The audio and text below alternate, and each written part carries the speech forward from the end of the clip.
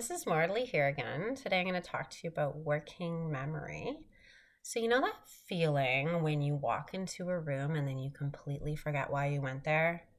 Well, that's working memory, and that's a bit of a slip up.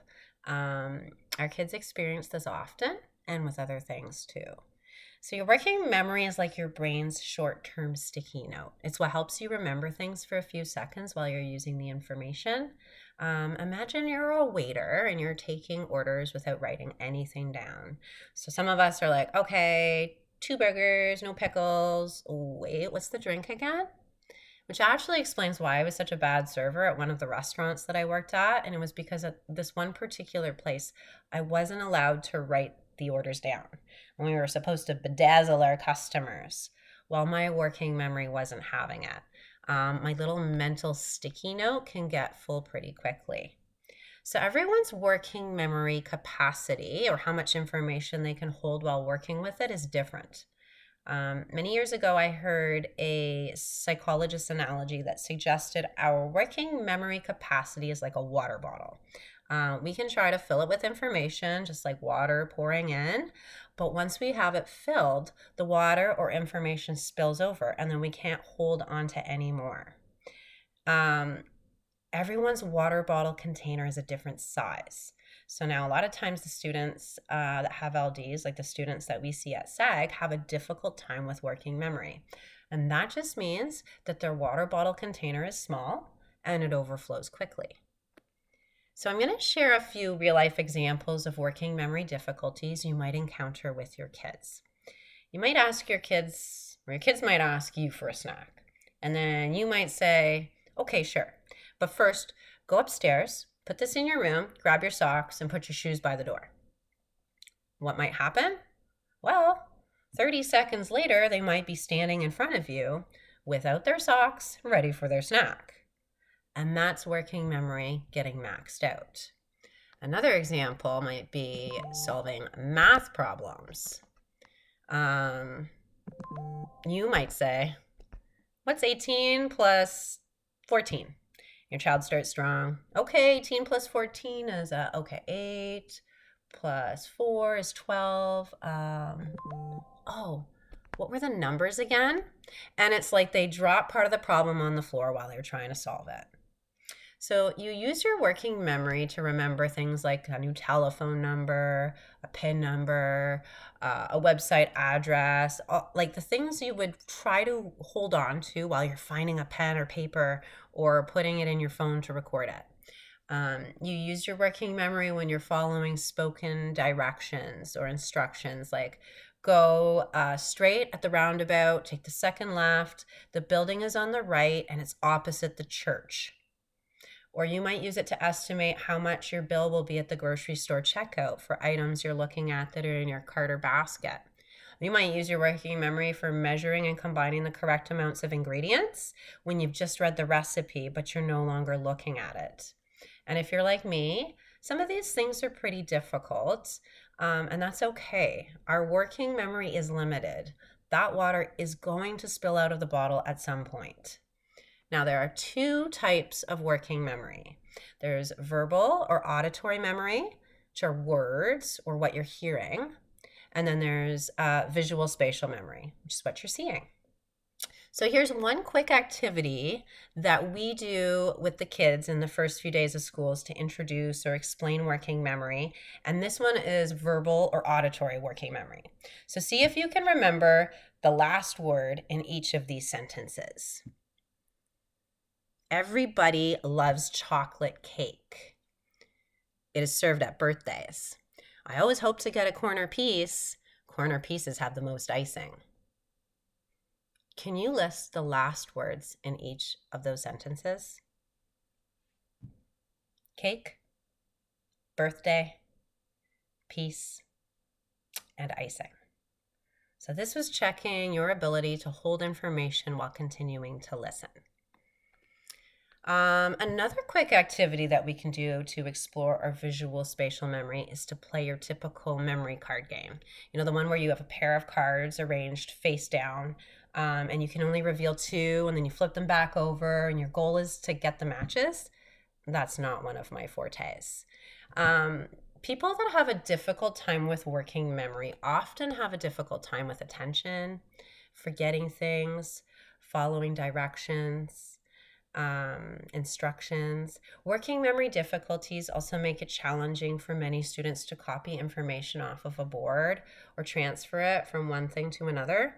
In the classroom, they benefit from less complexity. So that's less steps at a time, less switching of task type, and less time passing from instruction to doing. Working memory affects spelling and reading, and it might be part of why your child struggles with that. For spelling, if you're sounding out a word and you're trying to put all those sounds to paper or even screen, and you're having to hold and work with a lot of information in your head, it's challenging. Same with reading, especially longer words. With spelling, we teach kids strategies like using fingers to segment and touch each sound in the word, just to keep track and go in order. For reading long words, especially for kids who are struggling to put all the parts of a long word together, we teach strategies like chaining.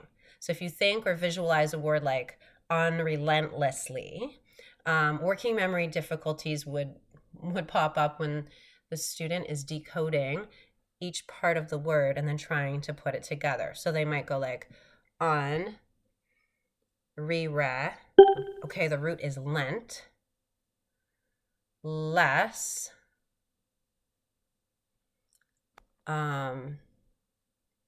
Lee. I don't remember what the word is now. But if you're teaching them chaining, they would go unrelent, unrelent, unrelentless, unrelentlessly. And they would be able to get that word put together a little bit easier.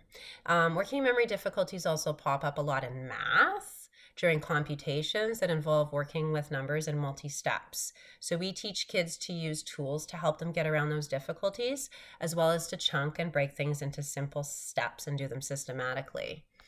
So as of yet, there are no certain ways of directly improving working memory capacity. So if you have a small container, you can't really change the size of that container, but you can control the flow of the water into it. You can practice and you can get better at using strategies that help do this so that your working memory doesn't impact you negatively. So some of the strategies that you could use include the use of repetition or rehearsing to maintain important information, repeating it over and over in your head so it doesn't leave, recording information by writing it, drawing it, taking a picture, dictating it. There's lots of possibilities and strategies to explore that way.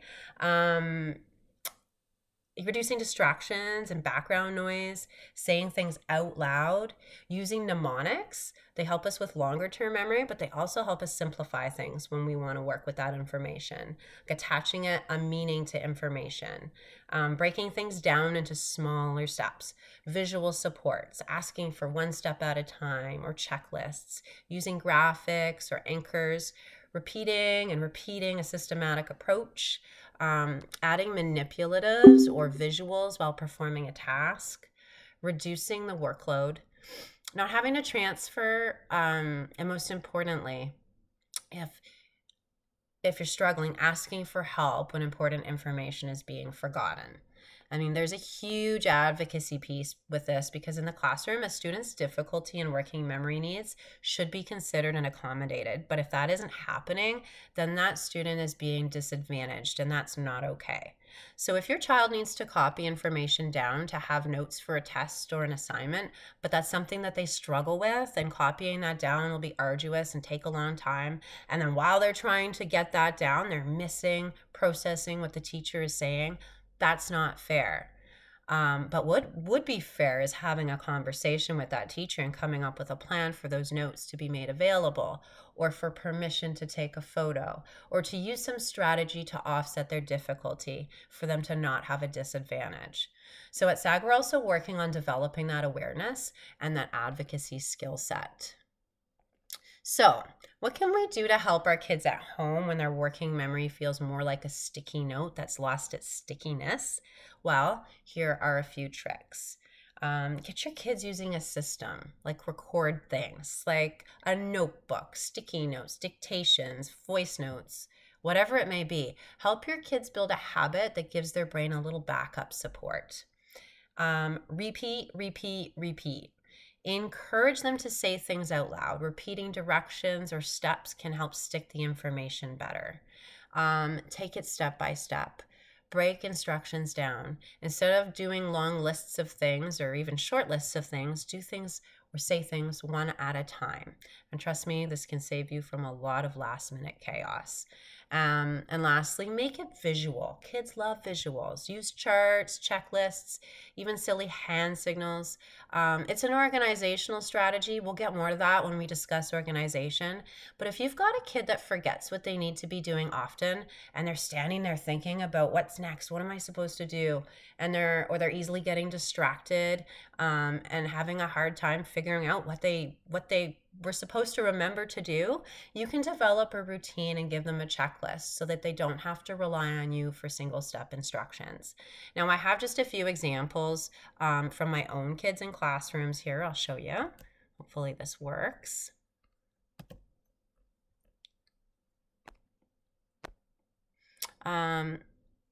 This is from my youngest son's bedroom. This is his morning routine, all the things he has to remember to do in the morning. This is being slow, I'm sorry.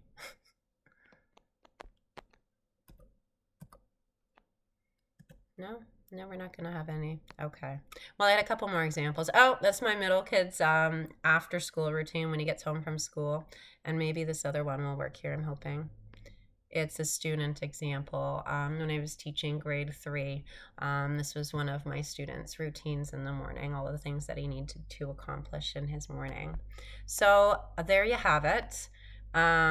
Working memory is like the brain's mental notepad.